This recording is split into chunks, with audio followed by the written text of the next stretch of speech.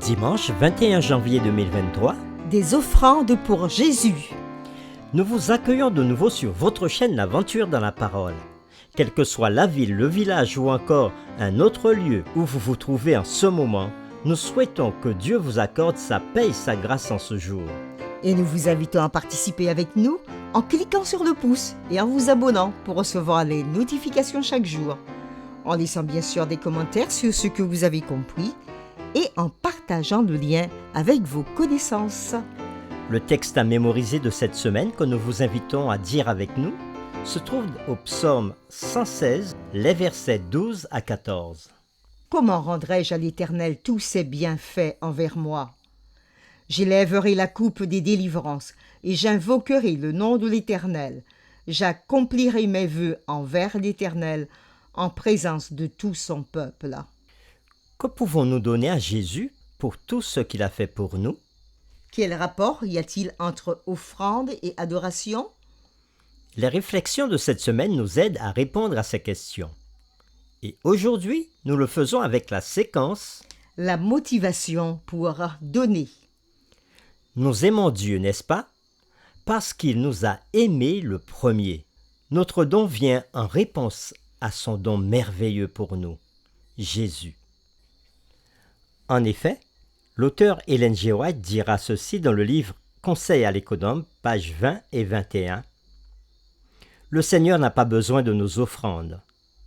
Nous ne pouvons l'enrichir par nos dons. Le psalmiste dit « Tout vient de toi, et nous recevons de ta main ce que nous t'offrons. » 1 Chroniques chapitre 29, verset 14.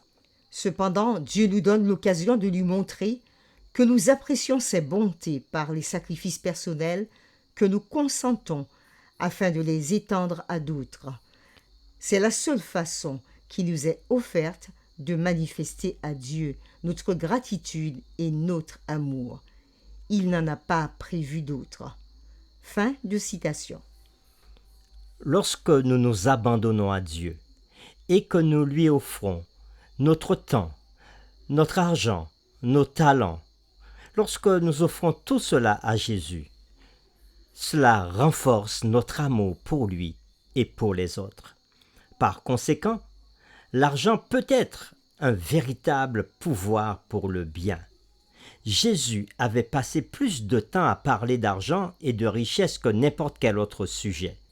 Un verset sur 6 dans Matthieu, Marc et Luc parle d'argent. La bonne nouvelle de l'Évangile est que Dieu peut nous délivrer de l'abus et de l'amour de l'argent. Lisons ensemble Matthieu chapitre 6, les versets 31 à 34 et Deutéronome chapitre 28, les versets 1 à 14. Et nous répondrons à cette question. Que promet Dieu de faire pour nous si nous lui obéissons? Est-ce de l'égoïsme de notre part de revendiquer les promesses de Dieu? Nous lisons Matthieu chapitre 6, les versets 31 à 34. Ne vous inquiétez donc point, et ne dites pas, que mangerons-nous, que boirons-nous, de quoi serons-nous vêtus? Car toutes ces choses, ce sont les païens qui les recherchent. Votre Père céleste sait que vous en avez besoin. Cherchez premièrement le royaume et la justice de Dieu, et toutes ces choses vous seront données par-dessus. Ne vous inquiétez donc pas du lendemain, car le lendemain aura soin de lui-même. À chaque jour suffit sa peine. Et nous lisons maintenant Deutéronome chapitre 28, les versets 1 à 14. Si tu obéis à la voix de l'Éternel ton Dieu, en observant et en mettant en pratique tous ces commandements que je te prescris aujourd'hui, l'Éternel ton Dieu te donnera la supériorité sur toutes les nations de la terre. Voici toutes les bénédictions qui se répandront sur toi et qui seront ton partage, lorsque tu obéiras à la voix de l'Éternel ton Dieu. Tu seras béni dans la ville, Tu seras béni dans les champs, le fruit de tes entrailles, le fruit de ton sol, le fruit de tes troupeaux. les portées de ton gros et de ton menu bétail. Toutes ces choses seront bénies. Ta corbeille et ta huche seront bénies. Tu seras béni à ton arrivée et tu seras béni à ton départ. L'Éternel te donnera la victoire sur tes ennemis qui s'élèveront contre toi. Ils sortiront contre toi par un seul chemin. et ils s'enfuiront devant toi par 7 chemins. L'Éternel ordonnera à la bénédiction d'être avec toi dans tes greniers et dans toutes tes entreprises. Il te bénira dans le pays que l'Éternel ton Dieu te donne. Tu seras pour l'Éternel un peuple saint, comme il te l'a juré. Lorsque tu observeras les commandements de l'Éternel ton Dieu et que tu marcheras dans ses voies. Tous les peuples verront que tu es appelé du nom de l'Éternel et ils te craindront. L'Éternel te comblera de bien en multipliant le fruit de tes entrailles Le fruit de tes troupeaux et le fruit de ton sol dans le pays que l'Éternel a juré à tes pères de te donner. l'Éternel t'ouvrira son bon trésor, le ciel, pour envoyer à ton pays la pluie en son temps et pour bénir tout le travail de tes mains. Tu prêteras à beaucoup de nations et tu n'en pointeras point. L'Éternel fera de toi la tête et non la queue. Tu seras toujours en haut et tu ne seras jamais en bas. Lorsque tu obéiras aux commandements de l'Éternel ton Dieu que je te prescris aujourd'hui. Lorsque tu les observeras et les mettras en pratique, et que tu ne te détourneras ni à droite ni à gauche de tous les commandements que je vous donne aujourd'hui pour aller après d'autres dieux et pour les servir. Après la lecture de ces deux textes de Matthieu chapitre 6, les versets 31 à 34, et Deutéronome chapitre 28, les versets 1 à 14, nous répondons aux questions. Que promet Dieu de faire pour nous si nous lui obéissons? Est-ce de l'égoïsme de notre part de revendiquer les promesses de Dieu? L'Éternel nous promet de nous bénir, et il nous dit de ne pas nous inquiéter pour demain, parce qu'il aura soin de nous-mêmes. Et après, il nous dit encore que si nous lui faisons confiance, nous serons bénis à tous les niveaux. Nos offrandes sont une preuve de notre volonté de nous sacrifier pour Dieu.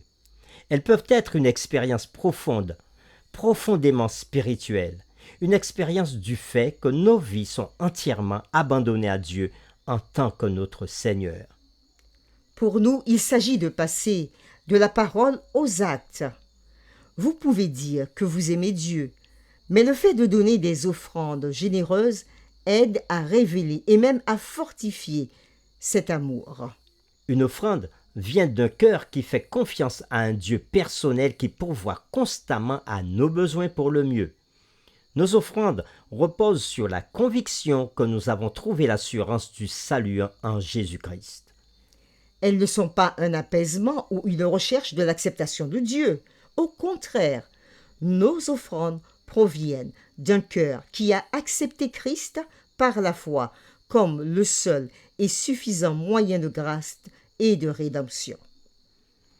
Pour terminer, nous vous invitons à lire avec 2 Corinthiens chapitre 9, les versets 6 et 7. Et nous répondrons personnellement à ces questions. Que nous dit le Seigneur dans ce passage? Que signifie le fait de donner comme on l'a résolu en son cœur? Comment apprenons-nous à donner joyeusement? 2 Corinthiens chapitre 9, les versets 6 à 7. Sachez-le, celui qui sème peu moissonnera peu, et celui qui sème abondamment moissonnera abondamment. Que chacun donne comme il l'a résolu en son cœur, sans tristesse ni contrainte, car Dieu aime celui qui donne avec joie. Nous vous invitons à prier avec nous. Seigneur, ta parole nous dit que tu aimes celui qui donne avec joie. Et tu nous invites à donner sans tristesse, sans remords, parce que nous avons compris que tu nous aimes.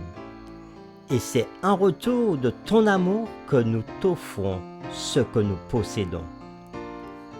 Oui, ta parole est vraie, et elle dit que lorsque nous nous centrons sur toi, lorsque nous te donnons tout ce que nous possédons, que nous mettons à ton service tout ce que nous avons, que tu as mis entre nos mains, alors tu nous fais prospérer à tout point de vue. Tu nous fais prospérer spirituellement, mentalement, psychologiquement, matériellement. Ô Seigneur, nous voulons te dire combien nous t'aimons. Et c'est pour cela que nous t'apportons jour après jour ce que tu nous as donné. Merci, merci pour la foi que tu mets dans notre cœur pour que nous ayons suffisamment de force pour t'apporter nos offrandes. Nous t'avons prié au nom de Jésus. Amen.